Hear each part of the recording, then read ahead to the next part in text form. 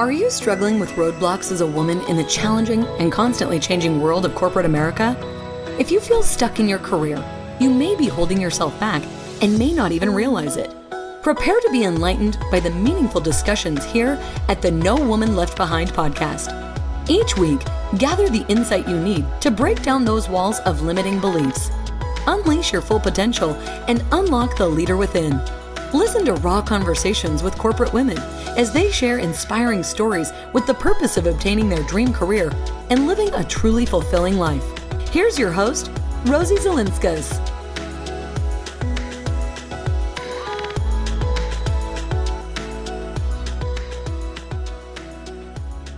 Hey everyone, welcome back. Today I'm talking to DiGeronimo. In this episode, JJ shares her insights on the difference between working in your career versus working on your career. We're going to talk about the importance of having that strategic plan to advance in your career as well. So let me share a little bit about JJ. She's an award-winning author and former tech industry leader. JJ DiGeronimo empowers women with tried and tested strategies, mindfulness, and energetic practices to increase their impact and influence. Her work has been featured in Forbes, The Wall Street Journal, and Thrive Global. Through her 3 books, JJ shares proven keys that help women find more seats at more tables. So with that, stay tuned for my conversation with JJ. Hi, JJ. Thank you so much for joining me today. How are you today? Oh, I'm so good. Thank you for this wonderful invitation. Great, thank you. So obviously you have several books that you have written, and I know one of our recent conversations, we talked about the difference between a woman working on her career versus working in her career. And I know it's so easy for women in the corporate world to just get so invested in their day-to-day that their career's kind of on autopilot, which is not a good thing. What is the difference to you working in your career versus working on your career? That's a whole book worth of a difference. So yeah, this is not something that I knew about. And I would say that I had a fabulous career in high tech. I'm a computer information systems engineer. I worked a lot in Silicon Valley and in many data centers across the world. And I will tell you that in my 20s, I kind of just easily moved through my career. When I hit 35, I had one child and another one on the way, and I had raised my hand for an opportunity, and I was told no. And then I raised my second hand for a second opportunity. I was told no, which was kind of amazing because I had always sort of moved through pretty easily, had great sponsors. But what I recognized was that a lot of people in my current company, because I wasn't in the same company my whole career, only knew me in the role that I was in, and not all of my technical background, not all of my partnering and product management background. And I was in a job that was more customer facing, which I loved, but I really wanted to get more back to the technical. And I couldn't believe it. I thought like everyone kind of knew me and knew my experience. But when I started asking people, what do you think my background is? Or why don't you think I'm a good fit? It was mind blowing. So many women don't realize that people see you exactly where you're at that moment, not where you've been the last 10 years, not where you've been the last 20 years. And you need a very strategic plan if you've gotten to know like me, you need a strategic plan to get from a no to a yes, but you need a strategic plan after the age of 35 to really get to that next level in your career. Because as many of us know, there's a ton of women at first line managers, but not a ton of women managing managers, not a ton of women in the VP or the SVP or even the CXO. And not that all women aspire to be there, but you have to have a plan if you want to get above that first line manager. Yeah, I totally agree with that. And I can absolutely relate because I didn't advocate for myself. I didn't have any advocates or sponsors. And so I found myself at 40 and I had gone through a really bad divorce. So I halted my pursuing different opportunities in my career until that whole thing was done. And then I found that I was 40 and I'm still an individual contributor. And I'm like, what is going on? And I was a high performer and volunteering and doing all the projects. And it wasn't until I actually said something that things started happening for me. And then a few months after that, I got into management. I landed a position, all that stuff. And then I got smart because I started doing what you just described, which is I had a plan. I started talking to anybody and everybody that would listen to me. And I kind of say that I was advertising the fact that I was interested in moving up the corporate ladder and almost like campaigning for yourself. Is that kind of your same experience, or how did you get from that no to that yes? Well, I started first researching all the people that had the role. So I wanted to lead cloud computing. And this is way back like in 2011, 2012.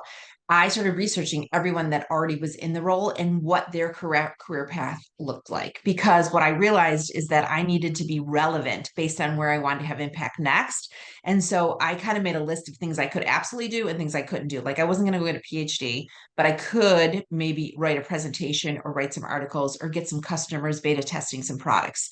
So I started kind of figuring out, okay, people that are in roles I aspire to be in, these are kind of the things that they talk about or that they write about or things that they've done. So the one thing was just like, where did I need to create relevance? Two, I needed executive exposure in a different way than I was receiving it. So that was really important. Is like, how was I going to get in rooms? How was I going to get people with me on different calls or different projects so they could see me work? Mm-hmm. Three, I needed to have a talk track. I needed to be really concise on what I wanted. And so I hired a career coach to like really talk me through the steps, because you don't want to be figuring out what you need to say when you're in that elevator or when you're walking down that hall or you're going into that meeting or you're at a cocktail hour and people are like, well, what are you up to? Oh, I could talk about this topic forever, because most senior leaders do not know how to talk to women. Often say to women, how are you doing? Then talk about travel, talk about your kids, talk about your husband's work. And like, you really need to be able to kind of manage that talk track, as you were saying. Mm-hmm. Yeah, I totally agree with that. And so the process of documenting their accomplishments to me is really helpful, because then you can kind of transfer those accomplishments into stories. And I think that's a little bit of like knowing those stories so that you can easily talk to somebody and highlight your accomplishments in a story that's more relatable to people, other than, I increased sales 25% or something like that. So how when you say you hired a coach to do the talk track, what specifically did you work on that you became good at? Well, I have to say that at that point, like the coach just kind of helped me figure out how I was going to position what I wanted to do next, in the sense of like, oh, I'm really looking to move into the cloud team. Here's 3 reasons. Here's some of the projects that I'm working on, and just kind of leave the nibbles. But I'm going to pull this book off, because then that was way back in 2010. 2016 is when I wrote this book, Accelerate Your Impact. Oh. And it's basically a book of how to get promoted. But I didn't want to say that because a lot of companies don't want to just promise promotions to people. Right. But I created a very specific chart, because I realized, as my engineering mind, I realized that you have to have really specific metrics. So I would ask women, okay, think about all the projects that you're in, because a lot of women have multiple projects, but are working the same exact role in all the projects. So a lot of women have to get outside of that. Like, I always do this. So I talk about, does the projects you're working on align with where you want to stay or where you want to have impact next, right? How does it impact the company? Most people don't have, and most women don't have direct sales impact, most of them. So does it increase the brand? Does it streamline operations? Does it impact the customer? Does it impact the partner? Do you handle version control? Like, whatever you do, find a metric. Find a metric. Got it. Right? 3 is like, what is the benefit to the company or the customer, the project you're working on specifically? What is the benefit? Like, why the heck are you working on it? What is your profit and loss responsibility? Right? That's a huge reason women don't get promoted, is because they say they don't have P&L experience, which is bull crap. Because when I'm in a big room speaking at women's events, I'm like, how many of you manage your household income? Yeah. How many hands go up? 90% of the room. Yes, absolutely. Every woman has P&L experience, but we don't know how to document it. And P&L experience is a huge part of getting a bigger role. And then I go on and talk about like the growth opportunity or stretch opportunity, headcount, and timelines. And so I've become very specific. If you want to get to that next level, I mean, working on your career in addition to working in your career is absolutely instrumental. Yeah. And And to it's me, not super hard. yeah. And to me, the working on your career is just, take an hour or two a month to just kind of figure out where you are, where you want to go. And like you said, kind of understanding what the prior people that had the job that you want have. The way I tell people to do it is, if they want to know what they're good at and what they can improve upon, poll 3 or 5 of your peers and say, hey, can you tell me, what do I do well, what can I do better? And you don't focus on the stuff that you're already doing well, because you're already doing it well, but what you can do better, those are your development opportunity. So, but it's all in the conversation, right? The conversation that you have with your peers or with your boss to figure out what you need to develop in order to get to that next job, as long as it's relevant, obviously, to that next position. Yes, and you've got to be a little careful, because a lot of times if you're high achiever or you really develop great value, your boss doesn't want you to go to another job. I mean, Yes. let's just be honest about that. So one of the reasons I didn't have any sponsorship, which you talked about earlier, is because my people I thought I was going to get sponsorship did not want me to get promoted and did not want me to change jobs. They wanted to keep me exactly where I was at. Rightfully so. I was doing a great job, Yeah. but that wasn't really benefiting me. And it wasn't until I switched teams, switched like essentially P&L groups, and got that leadership, leader of leaders, you're right, that then I got invited to come back to my previous group and then lead at a different level. They didn't do it for me. They didn't promote me in that way.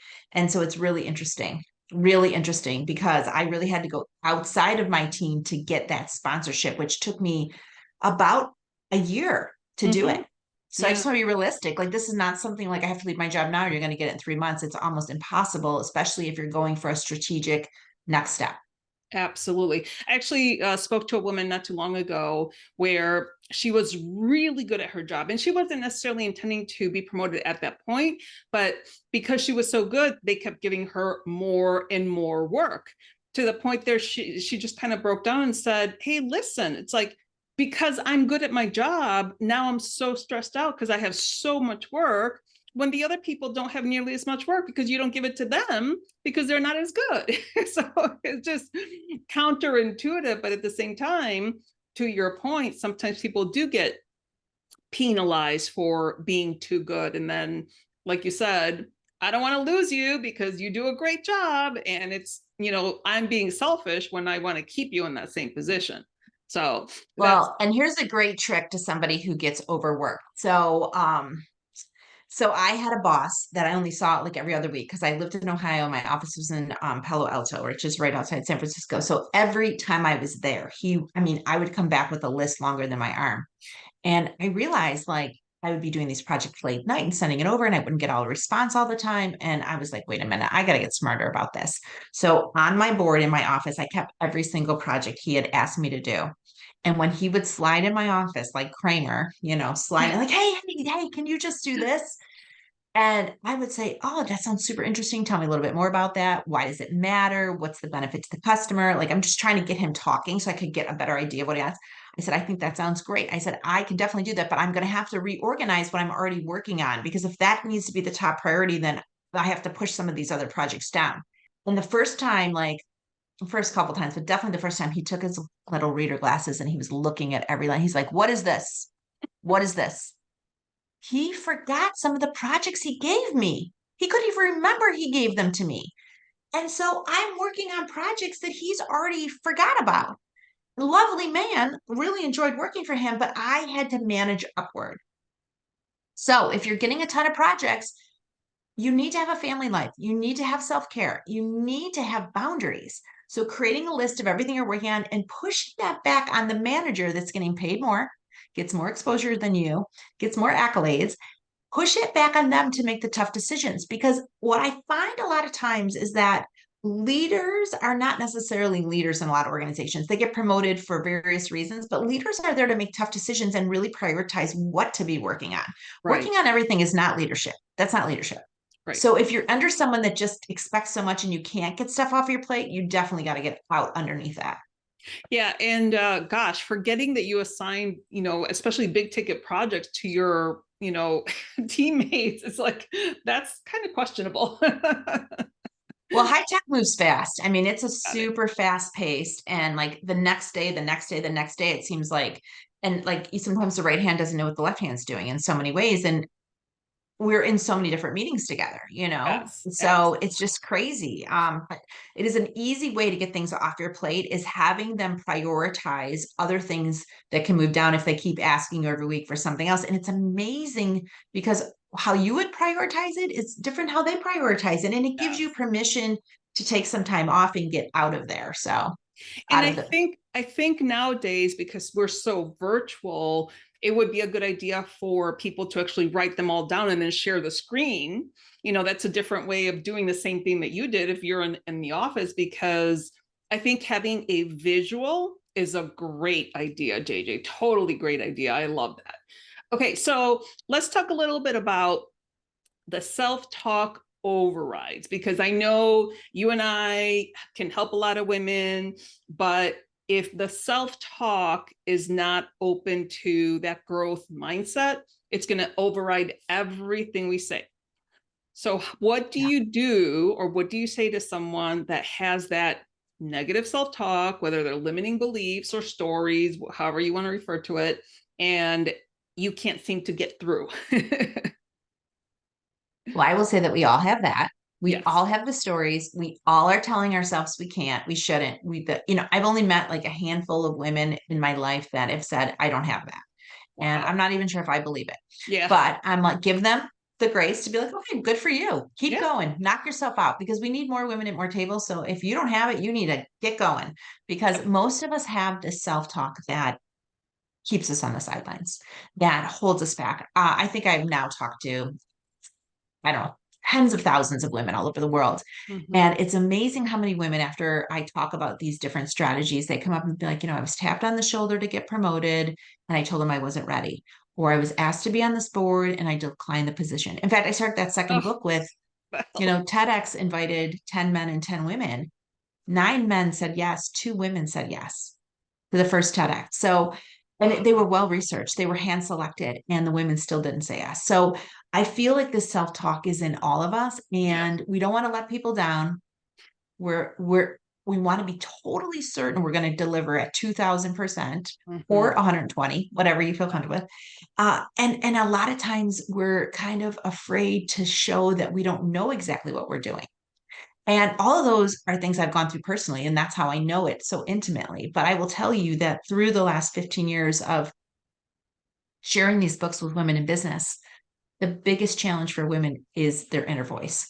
And as soon as you can kind of recognize your inner voice, which took me months and months of mindfulness training, uh, once you can really be in the present moment and listen to what you say to yourself on a regular basis, that is the opportunity to compartmentalize or say, hey, I got this, or let me see what I can do, like Jen Sincero says. Mm-hmm. So I feel like it's kind of one of those things, like if you don't know what we're talking about, that's okay, because I used to be there too. But you, at some point in your life, you realize like, I need to do things differently, or I need to kind of see why I'm making the decisions I'm making, whether it's inside or outside of work. And many times it's based on the stories that were developed decades ago. Absolutely. That were developed as kids, more than likely, and Mm, messages that you picked up along your life and you didn't even realize are still literally ruling your adult your adult life. Now, I think you brought up a good point. If you don't know what we're talking about, that is huge, because the minute you become aware of that little voice in your head that is telling you, you're overweight or you can't do it or whatever that message is, those are thoughts that aren't necessarily you, and it's really hard to separate that voice from who you really are. And it's kind of hard to explain if you haven't had any awareness to it. But I think once you're aware of it, and you're absolutely right, I don't think any of us can come. And I don't believe those 5 women that don't have a self-talk either. It's like, we all have though, that conversation.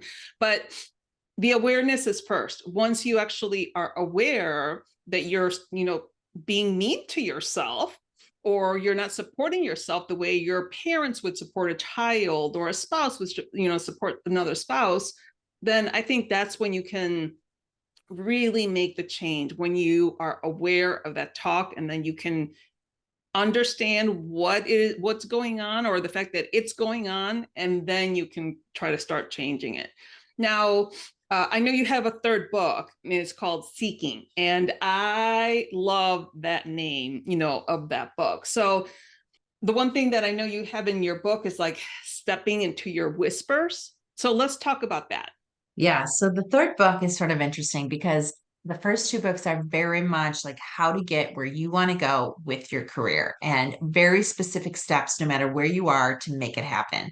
Seeking is a whole different kind of book. Seeking is when you have achieved some amazing accolades or titles or salaries or bonuses or awards, and starting to recognize that the things you've been striving for your whole life are not really checking the box like you thought it would. Or maybe you're so overworked and depleted that you just don't know what you should do next. Or is this really the life you want? Seeking is based on my story after doing all these things and having all these like things that I thought were going to bring me such joy, leaving me feeling like, what is going on? Who am I? Yeah. Is this what I really wanted? Am I happy? Like all these things that kept coming up for me.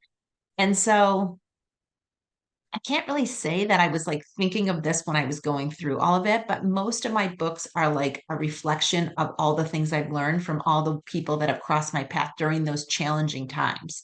And Seeking for me was sort of my self um, journey of kind of figuring out who I was when you take away the titles, the salaries, the accolades, the recognition. Like, who are you really? What do you stand for? And like, what work are you really supposed to be doing down here on the planet? Because I'm not sure when I came out of the womb that I was like, yes, I'm going to be a cloud computing person, you know? Yeah. And so I think I visited about 50 different energy practitioners, read a gazillion books, went on a couple retreats, started hosting retreats. And Seeking for me is really the recipe for women that may be feeling like that. And how do they dig through their stories? How do they understand their decision making? How do they move from that ego energy to that soul energy? How do they sidestep perfection? And how do they hear those whispers? Because that's what we're really trying to get to is once you kind of peel back all those layers, then you can hear sort of your own soul's voice that kind of guides you on things to lean into. And all of those layers of working through that stuff gives you a little bit more permission to lean in. Mm. And it is really kind of the book for me that's the bridge book of allowing you to work both from the masculine energy and the feminine energy and work towards something that means something to you.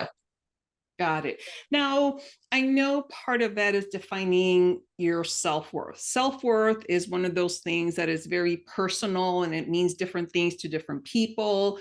But when we're talking about women in the corporate world, women need to be able to articulate their self-worth, right? Because if, like you said, you can't just go into your manager's office without the preparation of how to show your value, like how you contribute. So what does self-worth mean to you? And is that something that when you think of your career, when did the self-worth topic come into play for you? Do you feel that you're spinning your wheels and advancing your career slower than you'd like?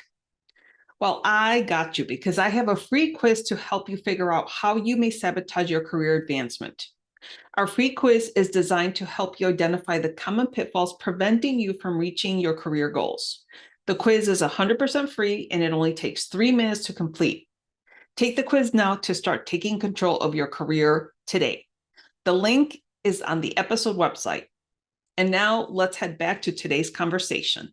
Oh, wow. So, well, first I'll say you do need to know your accomplishments. So, and you need to have metrics because as most of us know, women use twice as many words on their resume, but only a third of the detail as men. Mm.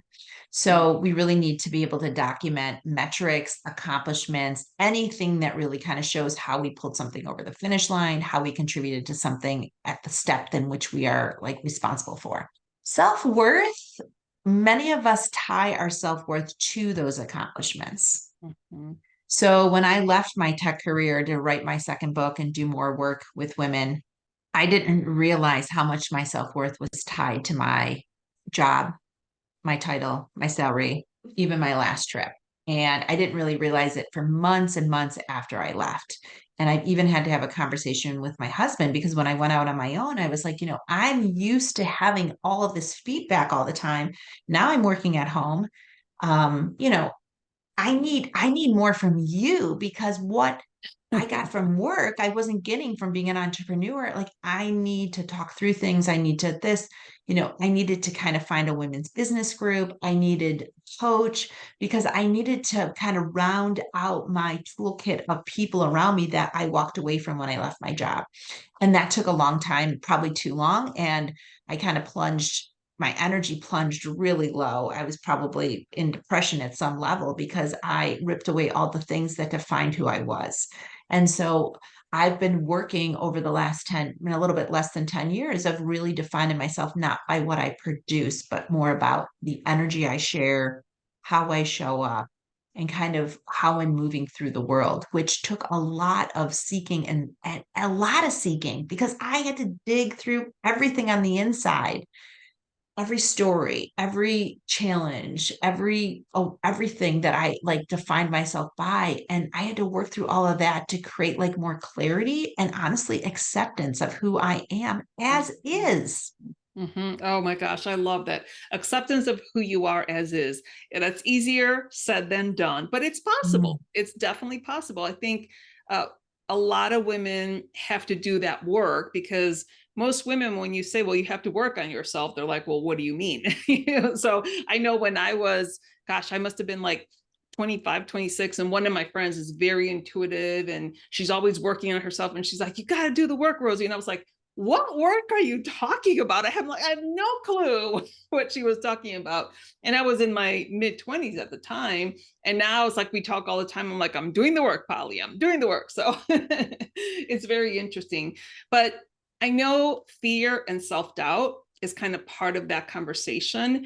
What did you do when you were still in the tech world, when you came across that fear and self-doubt that kind of like those women in the TEDx that they were like, oh no, I'm not ready. What would you do right. when you came across fear and self-doubt? So I didn't know this then, but now that I do all this research about women, a lot of us don't really. I didn't know that I had high self-efficacy. So self-efficacy is having a vision for where you want to go and believing you can achieve it. Most of us have heard of this at one point or another.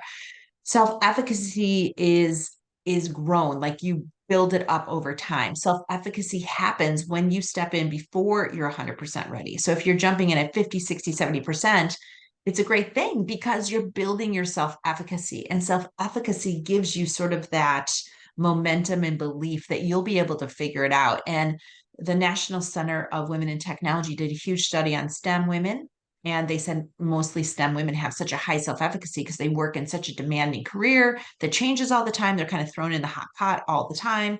And so when I was in the tech career, I had a ton of fear of not delivering, not showing up. I often tried to over prepare, but I would say that I often just would tell myself, JJ, you will figure this out.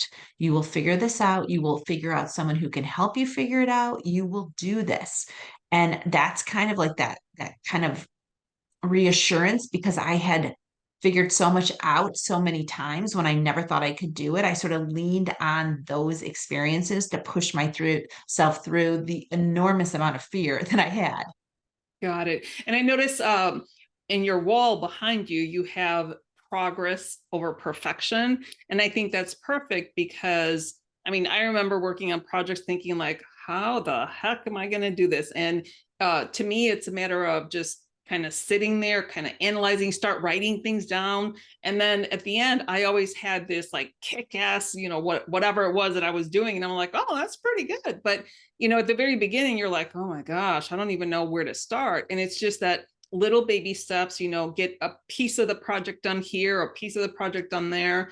And then, I'm like you as well, very motivated all the time. And it's almost like too motivated where you can't turn it off and you can't sit and smell the roses. So that, that's also not good.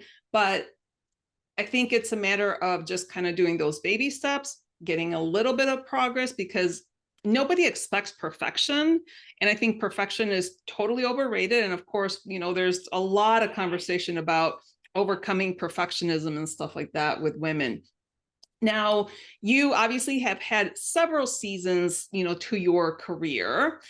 Do you recall the season that was like your most favorite and fulfilling out of your tech career? I have so many amazing moments. Well, I started a women's group in 2008 because I was trying to figure out how to have it all, like how to have young kids and how to have this demanding career. And I started it locally with just a handful of women. It just continued to grow and grow, so much so that my company in Palo Alto asked me to start their women's group.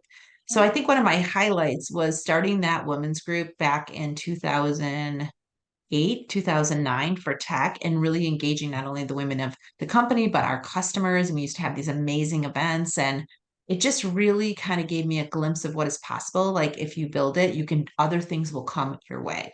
And I feel like that those two groups were really the basis of my first book. And I didn't market my first book at all. I didn't market it one bit because I didn't want my company to think I wasn't taking my job seriously.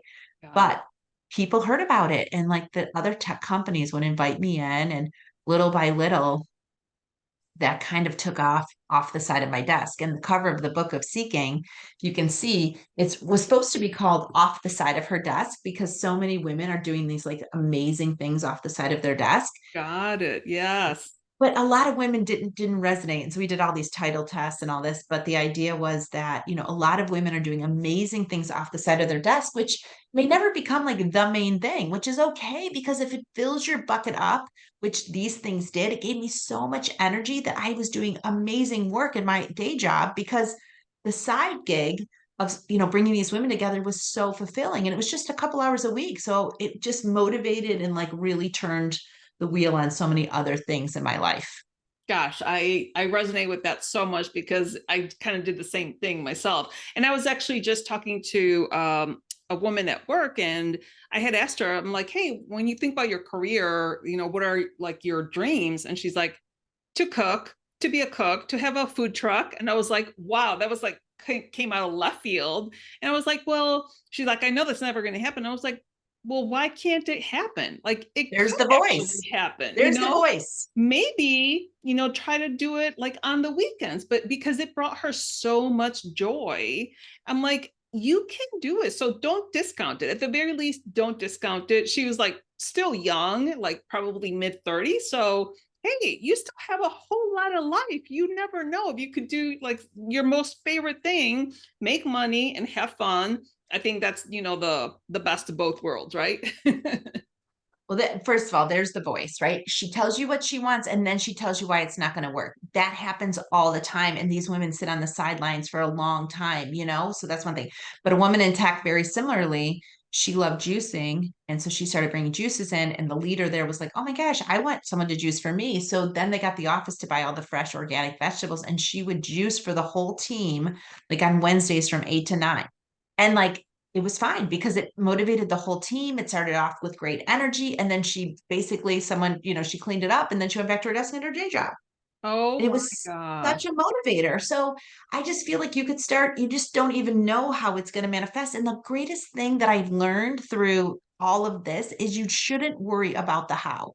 You just need to lean into what is calling you, what delights you, what fills your bucket, and let it just go. And I would have never thought when I brought that first woman together in 2008 that I would have 3 books by 2023. I would have never believed it. And a retreat center I wasn't even planning for. So you just don't have to worry about the how. Just lean into what is calling you, even if it's a few hours a month off the side of your desk. I love that. So one of the things that I think, people don't, because it might be too woo-woo, is put it out into the universe what you want, and be intentional about it, think about it. And the universe will always typically delivers, but you have to be brave enough to vocalize it, verbalize it, put it out there. And like you said, don't worry about the how. I love that. Don't worry about the how, but do something because the universe is waiting for you to lean in. And so you can be lying in bed being like, I want a food truck. But if you're not calling around looking for a food truck, if you're not researching other food trucks, if you're not like doing something to show the universe that you're serious about it, it's waiting for you to make a small move, a small move. Google 2 hours on the weekends. You know what I mean? Go to some food trucks, look at how they do their signage, take some pictures, start to build a portfolio. You need to lean into what is calling you so the universe knows you're serious. That's awesome. I love it. Now, JJ, when you started in tech, did you graduate with your degree in tech? I did. Okay, I did. so you went into the tech industry right away, where that's very male dominated. Yes. Okay, so what were some of the things that you noticed men would do that women wouldn't do? And I know we already talked about a couple of things like not applying for jobs and things like that. But would you say, I guess the better question is, would you say men have the same internal talk as women do about not being good enough, self-doubt, things like that? I'm curious to see what you found. Yeah. So I spoke to Pauline, my first. She and her partner wrote about imposter syndrome. So I cold called her when I was writing my second book, and I asked her that question because I read a ton of her studies, and that for a while it was the imposter phenomenon. Now it's imposter syndrome, but they said men and women actually do have it is equal among men and women, but women pay a lot more attention to it. That's so. And we're kind of taught to do so. Like, so if you go back to a long time ago, if you've ever watched the video from Always Max Pads, they talk about women going through the change of life and like how they like pull back. They used to be so bold in their sports and then they pull back. And it's just an amazing video. And that was out like I think in 2011 or 12, but it really is I think it's called Throw Like a Boy or Throw Like a Girl or something. And it's done. It's an amazing video, but it really shows how women are really kind of pulling back at such an early age. And Throw Like a Girl, that's the video. Throw Like a Girl, Always Maxi Pad. And it's a phenomenal video. But I feel like, when the entire group is primarily one gender, it's hard for them to know what it's like to be the other gender. And I feel like the other gender eventually like blends into that gender because you have to survive, and I wouldn't say survive like but you have to kind of achieve your own goals, I think, in a lot of ways. And I think that's kind of what I was wondering too. Did you start applying for opportunities and jobs and things like that because your peers that were mostly male were doing it and you were observing them, or was that more innate from you personally? Say in my 20s, I was more tapped on the shoulder, or I moved along. I really didn't even think to apply for in my 20s because I didn't really have a coach, and my parents, I didn't have like guidance. I didn't have guidance at all. But it was fine. And I think in my 30s, then is when I was like, okay, I want to get to this, or had been at a certain position, then I changed jobs and I was trying to get back up and I went down and then back to this, then I did a lateral move. So I feel like in my 30s, I had a lot more wits about me in regards to my career. It's But interesting. men were getting promoted much quicker than I was, definitely.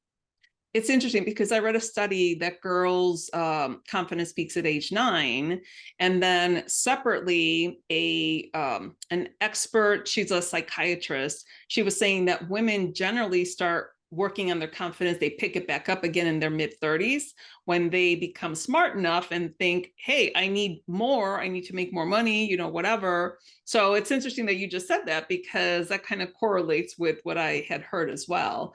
But I also think that because I also was first generation Mexican American, when I started high school, my parents had no idea what a credit in high school was. So I kind of had to figure all that out by myself.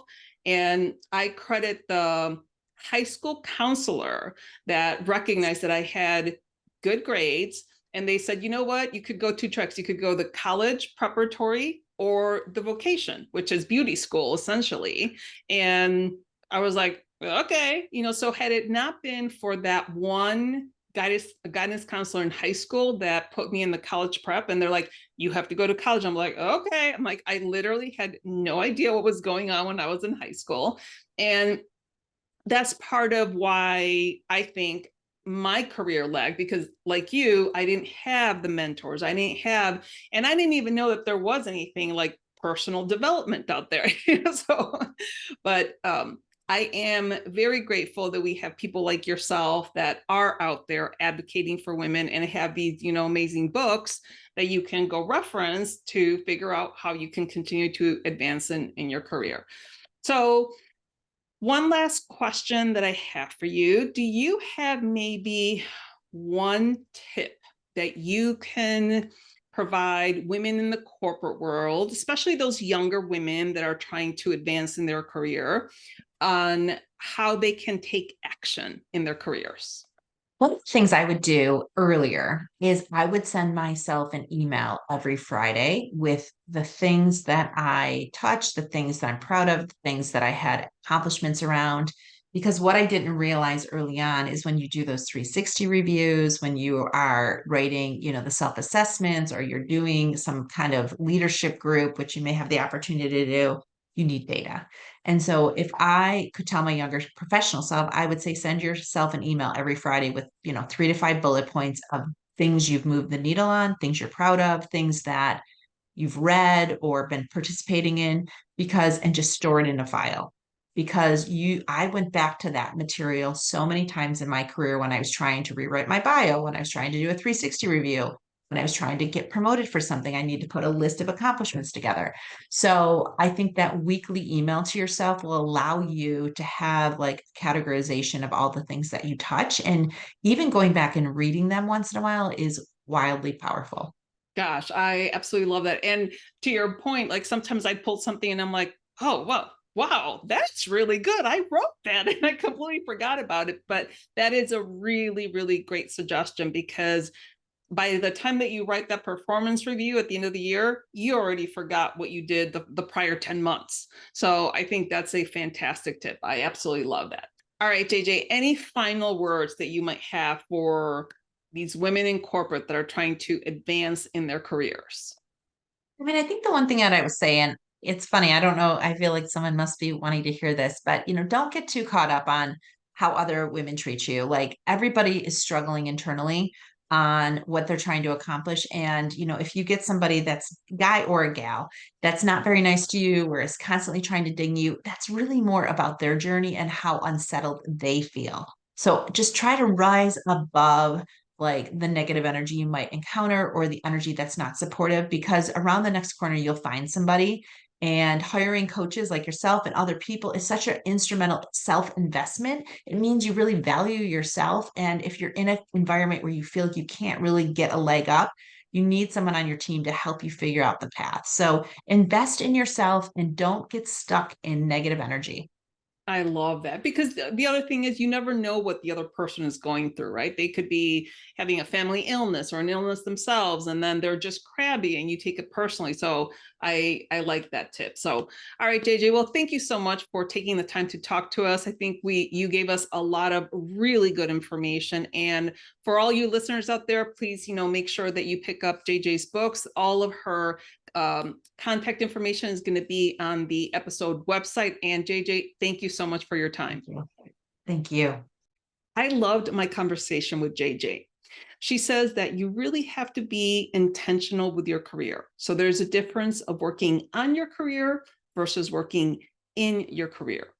The other thing that we talked about that I think is so true for so many of us is that negative self-talk. Sometimes we're really mean to ourselves. So we have to have a little bit more love and compassion with how we talk to ourselves. And the other piece of that is awareness is the biggest thing. When you catch yourself speaking to yourself in a nasty way, try to catch yourself and change the conversation into a positive way. JJ provided us with an awesome tip. She says at the end of every work week, write down a list of all of your accomplishments and email that list to yourself, preferably add metrics to that list. At the end of the year, when you go write your performance review, then you can reference to all those emails that you sent yourself, because trust me when I tell you, when you go to write your performance appraisal at the end of the year, you're not going to remember what you did at the beginning or even at the middle of the year. So it's always good to have that information documented. And aside from that, all of that information can easily be handed over to a professional resume writer so that they can write an awesome resume showing all of your accomplishments. All of JJ's contact information is going to be on the episode website. And by the way, if you have not taken my quiz on how you may be sabotaging your career, please go ahead and take the quiz, because if you don't know how you are sabotaging your career, then you can't fix it.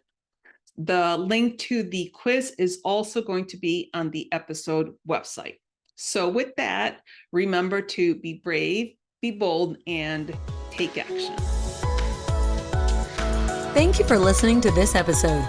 Let these stories of self-encouragement and professional development serve as a guide in navigating through corporate America in the most practical and fulfilling way possible. Do not forget to subscribe to the show at nowomanleftbehind.com for more content like this. Leave a rating and share it with your friends, because we want to make sure that no woman is left behind.